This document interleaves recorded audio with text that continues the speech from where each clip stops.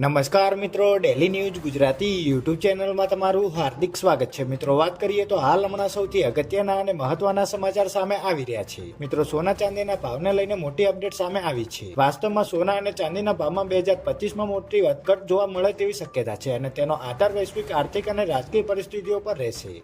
નિષ્ણાતોના મતે સોનાના ભાવમાં વધારાનો ટ્રેન્ડ ચાલુ રહી શકે છે અને સ્થાનિક બજારમાં સોનાની કિંમત 80,000 રૂપિયા પ્રતિ 10 ગ્રામ સુધી પહોંચી શકે છે.